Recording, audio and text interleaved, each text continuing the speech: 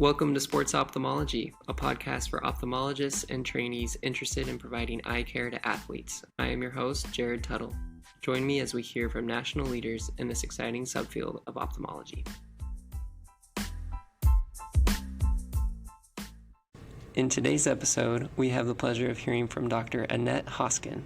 Dr. Annette Hoskin is a research fellow at the Safe Sight Institute in Sydney, Australia, and she is the Global Standardization Director for EssilorLuxottica, the industry leader in the design, manufacture, and distribution of spectacles, sunglasses, and eye protection. Dr. Hoskin received a Bachelor of Science degree in optometry as well as a Master of Business Administration at the University of New South Wales. Dr. Hoskin serves as a member of the Asia Pacific Ophthalmic Trauma Society, or APOTS, as well as an adjunct member of the American Society of Ophthalmic Trauma, or ASOT. She also serves as chair and expert on several ISO, or International Organization for Standardization, and Standards Australia committees. All right, Dr. Hoskin, it is a pleasure to have you on the Sports Ophthalmology podcast. We would love to hear how you got involved in the field of eye injury protection. And I've worked in the field of product compliance for a long time and standardization. And I started working with an ophthalmologist here in Perth about 10 or 12 years ago. And they had a fellowship to look at eye injuries in children. And it really piqued my interest. So I've continued to be more engaged and involved in the whole topic area. And I think it's one of those really unique areas where we can make a big difference. I'm very excited to be involved in this. I was going to ask, what do you feel like has fed your passion for eye care prevention? So it's pretty simple in that we can make a difference by preventing eye injury. So unlike diseases and other things where we're always left having to treat the disease, this is something where we can completely 100% prevent it by ensuring people take the right preventive measures like wearing eye protection. So it puts us in a pretty unique position to be able to help our patients. Yeah, I want to say the stat that I've heard just from looking around is that 90% of eye injuries that occur in sports are preventable. Would you agree with that statistic? So the 90% preventable is something that gets used a lot in all eye injury areas. I'm not sure if the 90% is very accurate, but I know that if I look at the eye injuries that we see coming through the clinics and what we look at in our database that we'll talk about in a moment, many of those could have been prevented by simple measures. I think there's always going to be a small percentage that are purely accidents. But when you're talking sports, if you really understand the risks and the hazards and you take appropriate prevention measures, including eye protection or changes to the rules, that sort of thing, then definitely 90% seems like a valid number. Mm-hmm. So what is the state of eye injury protection in sports today? So it's pretty mixed depending on the sports. You have some sports like ice hockey where last century they made some really strong inroads to ensuring that people wore mandatory eye protection. So in the case of ice hockey, that's a face shield. And that really came about. There was an ophthalmologist, Thomas Pashby, who was really passionate. He was seeing lots of not only eye injuries, but people losing complete sight in their eyes. And so he started to monitor and understand when those eye injuries were happening and then promoted the need for eye protection. Similarly, in squash, there was a big push in the 1980s and 90s to prevent eye injuries. So again, understanding and monitoring when the injuries happened and then promoting eye protection and appropriate standards. There's a bit of a mix in current sports, and you'll see in the data things like basketball are becoming quite prominent, and really that relates to the popularity. I think the thing we need to understand is that we need to particularly protect those who are at risk, so those people who are more susceptible to an eye injury. And we need to have better product standards. So for the moment, the product standards are fairly sparse. I mean, squash and ice hockey are two examples. There are a few others in terms of field hockey and snow skiing, as well as a small number of others. But I think we could do a lot better in terms of understanding when the injuries happen, first of all, and monitoring those, and then also providing appropriate standards. And we really miss things like role models in sport. So there's a lovely AFL's an Australian Football League that's played quite a lot here in Australia. Lovely professional player who wears eye protection. He's one of the first, and he's wearing it because he had previous eye injuries. But we really miss those sort of role models, and breaks down the barriers to help children in particular think that wearing eye protection is acceptable and normal. Yeah, it's interesting, the trend, how many people won't wear eye protection, and the people that are wearing it are people that have gotten hurt before. Yes, definitely. And certainly for those that have had a previous eye injury, they fall into those risks. Talked before about those that are at high risk. And certainly for ophthalmologists, you're in a pretty unique position to be able to protect from any further injury in the future, and challenging your patients to make sure after an eye injury that they wear eye protection, I think, is very important. So those risks that athletes take on when participating in a sport, I assume that the ophthalmologist or optometrist helping them will kind of help them know about the risks associated with that sport. Is there another way that these athletes are aware of the risk of eye injury that they're incurring in these sports? Or how would you say that those risks are communicated to the athletes?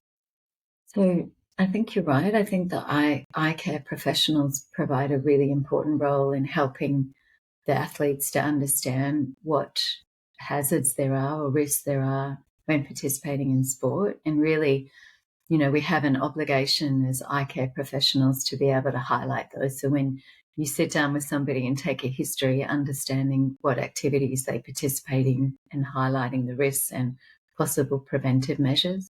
I think as well, the sports associations, different government healthcare groups, they also have an important role in highlighting that to the general public, because as we know, not everybody goes to have their eyes tested regularly, so they mightn't be exposed to that information about what the risks and hazards are. So having the opportunity to gain that information from a public health message, for example, or for the different sports associations, or even at school for the children to have an understanding. I know in high school, for example, there was quite a push to have people wearing eye protection in field hockey, and that's another important way that information can be transferred to the athletes. Yeah, I understand that part of the success experience in ice hockey is that they encouraged the younger players to start wearing the eye protection, and then as they progressed to the next level, then it kind of became the norm. Exactly. So do you see that happening in other areas as well, where athletes, if they're wearing eye protection earlier on in the sport, then they're more used to it when they get to those professional levels, and they'll become those role models for others?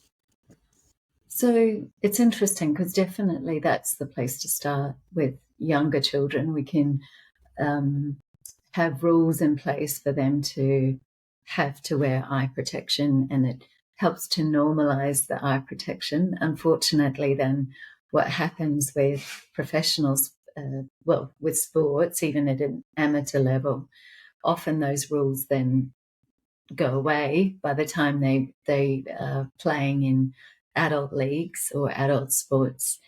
And so the motivation is a bit less, even though it's been normalized for them as a child. So, yeah, we see the rate of eye protection drop off because there's simply just not a requirement anymore. I know I was talking to a colleague the other day, and they said their children have to wear eye protection when they play in the junior leagues, but when they go up to the adult leagues, because they're at a level where they're sometimes participating in adult league, they don't have to wear eye protection, so then they take it off. So, we have to be, I think, a bit more consistent with our message. Interesting. And what sport was that you were referencing? I'm just trying to remember now that you say that. As I was thinking about it, I was thinking back to the conversation. But I don't remember. I just remember thinking how ridiculous it was that the child could play in the junior leagues and then, potentially play with adults, and they no longer require to wear eye protection, so they don't, despite their parents wanting them to. There's no compulsion for them to need to wear it. So I was hoping to talk a little bit about a study that you recently published. It's entitled Epidemiology and Outcomes of Open Globe Injuries, the International Globe and Adnexal Trauma Epidemiological Study, eye gates. So do you mind kind of summarizing that and maybe some of the key takeaways that you've learned from it? The title's a bit of a mouthful, I think, isn't it? No. But certainly the eye gates registry is something that we've been working on for many years now. So along with collaborators from, I think at last count, we had 13 countries participating with more than 40 centres. We're up to now 6,000 data points, so 6,000 patients included in the registry. So when we published that study, we wanted to look at understanding. So open globe injuries being the worst type of injuries that can happen in terms of visual outcomes. We wanted to understand from a more global perspective what the footprint was like. Some of the things that were really highlighted from that is the disproportionate number of eye injuries that happen at home. So I think looking back, one of the first papers that I read on eye injuries was from 1923, and they took 1,000 eye injuries that were presenting to a hospital in England, and they tried to get an understanding of when and where those happen. And so the difference we see from back then to now is that most of the injuries that were recorded then were industrial accidents. So no surprise, the industrial footprint in the UK was a lot of mining, so a lot of mining-related injuries, and a very small number of what we would call domestic injuries, so things that were happening outside of work. So what we're seeing now in the data is many, many more domestic injuries, so things that are happening outside of work, and that would include things around the home or things when people are participating in sports or some kind of public activity.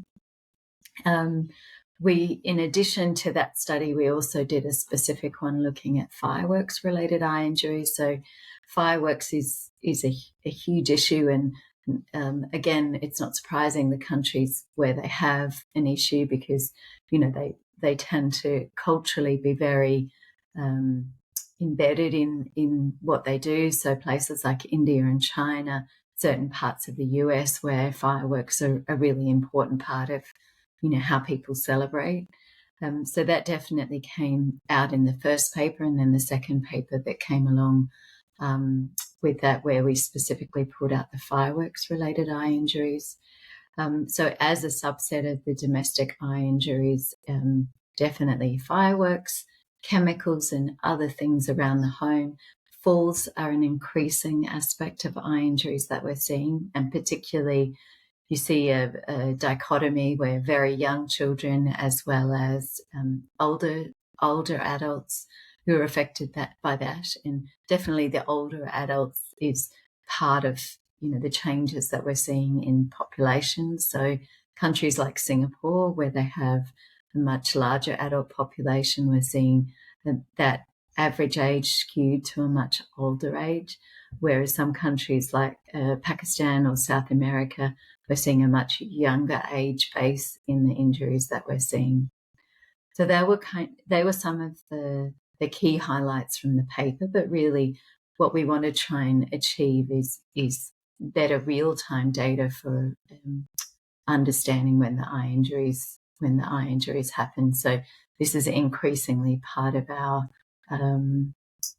remit to try and understand when and where the eye injuries happen, and use that to feed prevention measures. It's really impressive to look at it on an international level, especially considering something like sports, how it varies, maybe even within the country. Different areas of the country are playing different sports. And so looking at it at an international level, understanding all the different ways that eye injuries are happening and how we can help prevent them. Yes, and for us, so prior to the registry that we've put together, there haven't been that many studies. In fact, you probably count on one hand the number of studies where they've made a comparison across different countries. Mostly it's individual countries. And of course, that's very helpful as well. But for us to try and have that global footprint is really important.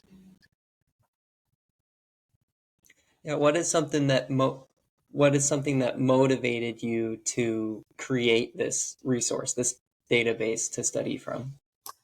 So I don't take credit for the original genesis of the idea. So Rupesh Agrawal, he's based at Tan Tock Seng Hospital in Singapore, was really the brainchild behind creating the registry. And I think, obviously I've been with him along the journey in terms of creating it and getting more institutions, more centres to participate.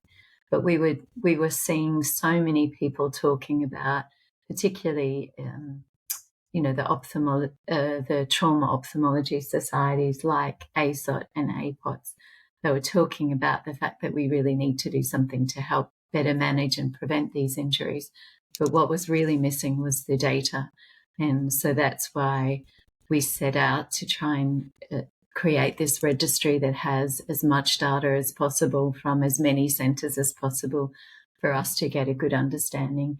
And in particular to not only represent the developed countries, but also the developing countries where in the past there's been a real paucity of data. So we need to make sure that we capture all of that in terms of understanding, again, when and where the eye injuries happen, and then having appropriate intervention measures in place. So for the listener that might be interested in getting their institution involved in the registry, is that something that they can contact you for, or how would they participate in this? Absolutely. I would say definitely reach out to me or my colleague Rupesh. We're happy to share with you how the registry works, take you through the demonstration of the portal. The portal's available either as an online version or an offline version. Once you sign up and you have ethics approval for your institution to participate, and depending on the level of complication in terms of data sharing, that's why we offer the offline version. So then the centre would then share an aggregate set of data, so we don't have as many issues in terms of data sharing. But definitely we're very happy, and both Rupesh and I, as well as our other collaborators, spend a lot of time at conferences talking to people about how they might participate. We're always happy to talk to people about that. It's great. How do you see this data that you're collecting impacting policy decisions moving forward? I would really hope, as I said before, as we continue to build the registry and build the analytics around it, that we can have more real-time data available. My goal would be to have something that we have an online widget that people are able to go online and look at specifically by country or by area or by type of injury, what's currently the most important or most dominant type of eye injury, which are the age groups and the genders that are more affected, and using that data to be able to feed information for the policymakers, whether they be legislators or people in public health and government, so they can actually then use that data to inform the decisions that they make. Always, if you talk to a policymaker, they're not going to even enter into a discussion if you don't understand when and where the eye injuries happen, have an idea, or, more broadly, if you're talking about disease states or anything, they need to have an idea of the size.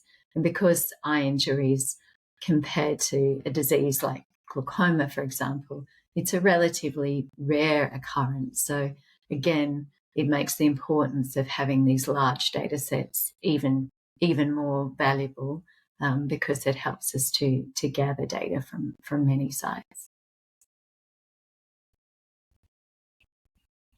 So I assume when you say policymakers, you're meaning legislators as well as sports governing boards. What has been your experience working with these governing agencies over sporting? So to be honest, it is quite challenging. I think many of these sporting organisations have a number of issues to deal with at any one time. There's been a lot of discussion and a lot of energy, I guess, put into, for example, looking at concussion in sport.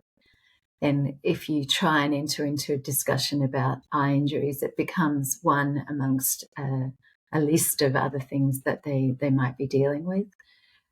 So, I mean, again, reflecting on the numbers, and I think for me, the impact that these injuries have on an individual, but also on their family and on society as a whole, that's part of the piece of the puzzle for me that's missing at the moment. So for me, one of the things that I want to look at, in addition to having better data, is looking at quality of life measures related to eye injuries and getting a good understanding of what impact that has.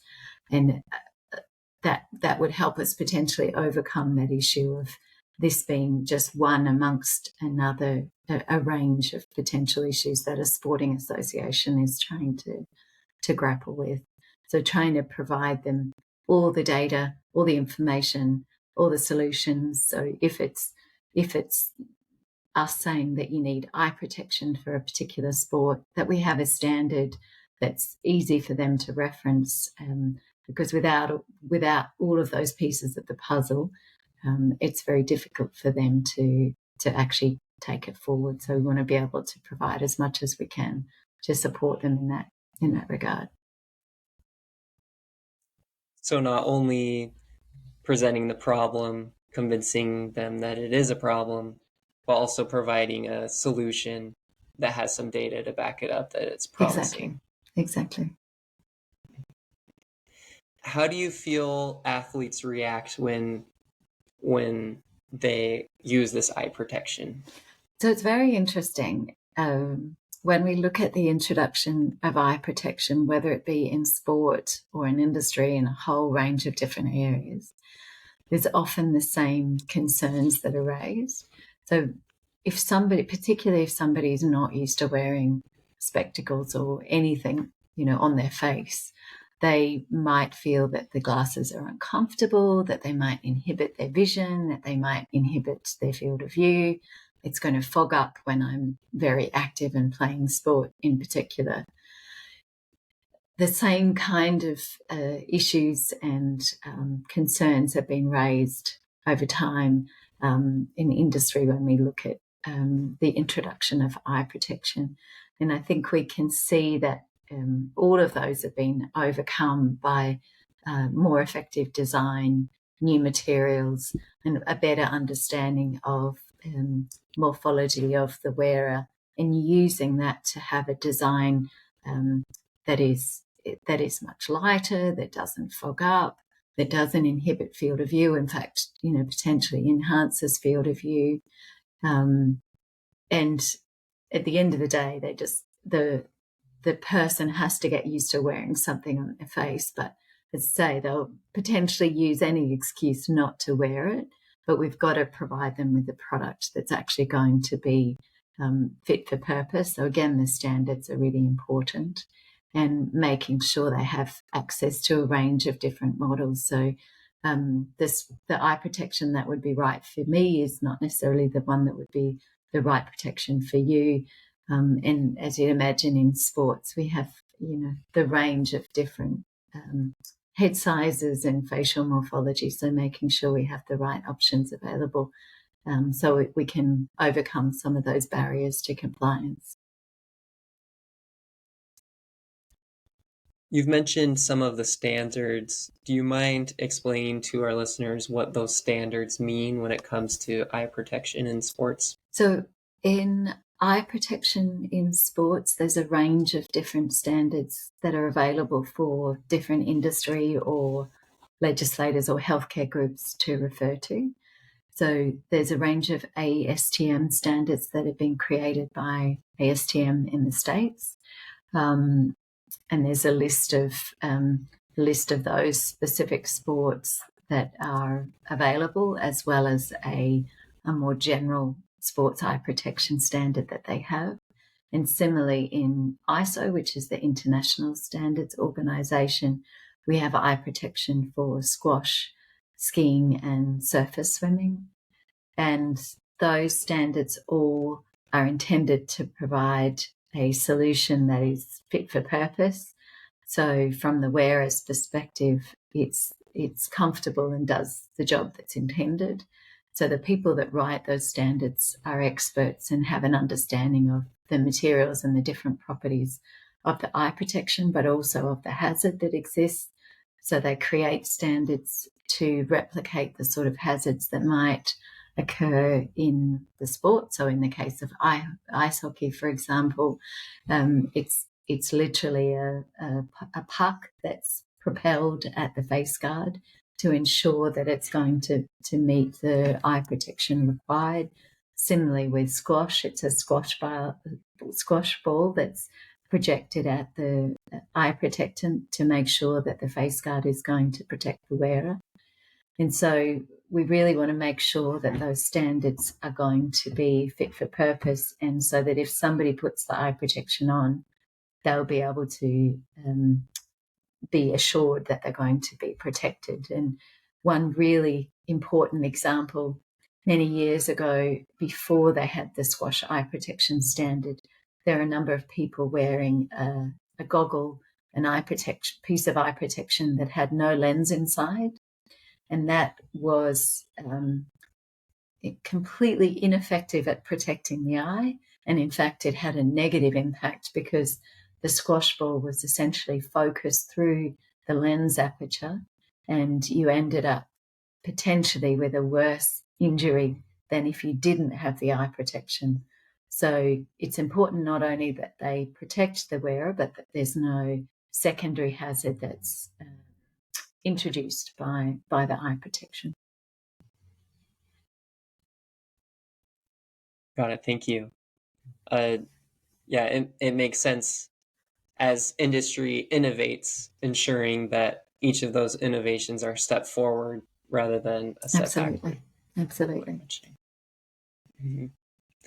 What's something that you wish every ophthalmologist knew about eye injuries in sports or eye protection in sports? It's a very good question. I think for me, it's a matter of the need to protect those who are most at risk.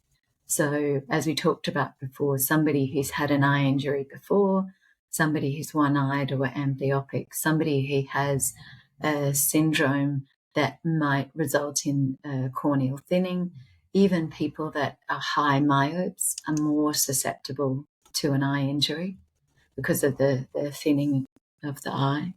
And so I think for ophthalmologists to really keep in mind the duty of care that they have to their patients who might fit into any of those risk categories.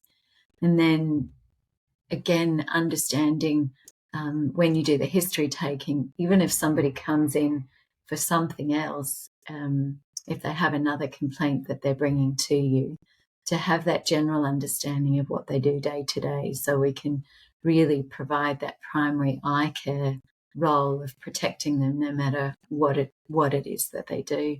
It's the same for any eye care health professionals. You know, somebody might be coming in with a complaint that they can't see in the distance, for example, but making sure that we provide them all of the other care that they perhaps don't know that they need in terms of making the right suggestions. So ensuring that they wear a material and a product that's going to protect them and not present any additional hazards. And wearing a pair of glass spectacles whilst you're playing tennis would be a really great example of that, making sure that somebody who's participating in something like that is not going to then be exposed to, in the case of, an example of somebody playing tennis, if the ball hits them in the eye, they're wearing glass lenses, the lens smashes, they're converting what would have otherwise been a blunt injury into a penetrating injury, which is, of course, much more devastating. So have some insight into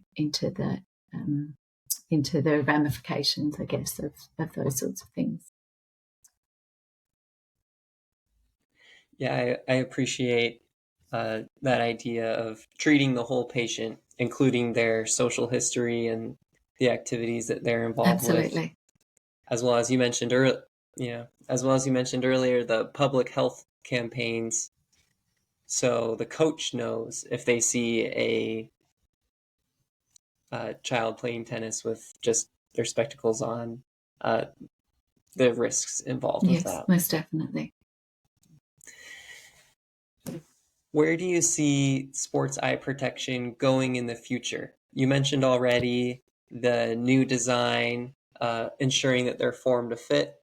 What is the future of sports eye protection? So I think the 2 points that you just raised about better fit and better understanding of our morphology, you couldn't have any discussion without raising AI at the moment. It's such a big topic, and even in design of eye protection, it's a really important aspect, and being able to customize what we do depending on the patient's profile and morphology. So I think as our understanding of facial profile and facial morphology improves, but also practices with regard to manufacturing improves, it's going to help in all of those things that we talked about. I think having a better understanding of, again, using that data to look at specific situations where people have injuries, looking at how we might be able to improve, for example, the rules associated with play in sport. So eye protection it's probably important to say eye protection might not be the only answer. It might be for young children in sport that we provide some alternatives around a smaller ball or a softer ball, for example, so that they're less susceptible.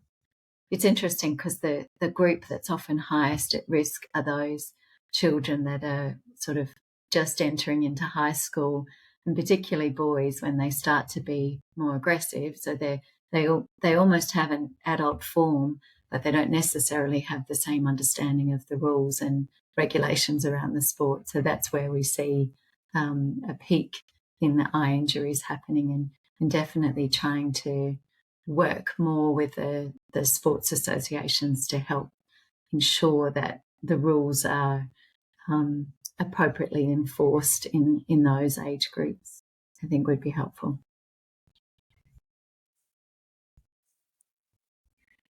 That is fascinating what you mentioned about AI. I kind of want to make sure I understand. Is the idea that with different face morphologies, not only would there be one product for a group of people, but maybe something like custom designed, custom fit for a child. If they order this eye protection, they would get it custom designed for them. Yeah, Is potentially. that correct? And that's probably not going to happen tomorrow, but at some point in the future, I think as we see, right, the technology and the artificial intelligence gathering as they move forward together, potentially it provides more options.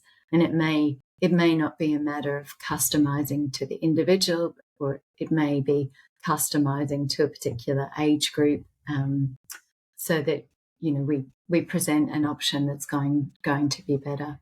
So that level of customization may not be down to the individual level, but certainly to help improve the fit and the function of the product. Well, thank you for talking with me this morning in Australia and evening in the United States. Dr. Hoskin, do you have a favorite Do sport? I have a favorite sport? Or sport? Yeah. So my family would joke that I'm not the biggest sports person in the world. But certainly for me, the sport that, if you could call it a sport, is hiking. And I guess, whatever sport or recreational activity you look at, it's important, as we've talked about throughout, to understand the risks and the hazards. And no matter how low risk it might seem, there's always potentially something that you need to consider. And certainly even looking at something like hiking, obviously you're out in the outdoors, the bush as we would call it, and, making sure you have adequate UV protection for a start, that you have a polycarbonate lens that protects you from brushes with branches and things like that. So even though I'm not involved in any high impact sports or any high risk sports, I guess it helps to highlight the point that, there's a range of hazards and we need to be conscious of all of those. Well, that's a wonderful way to end. Thank you, Dr. Hoskin. My pleasure. You have Thanks a great so day. much, Jared. Good luck with everything.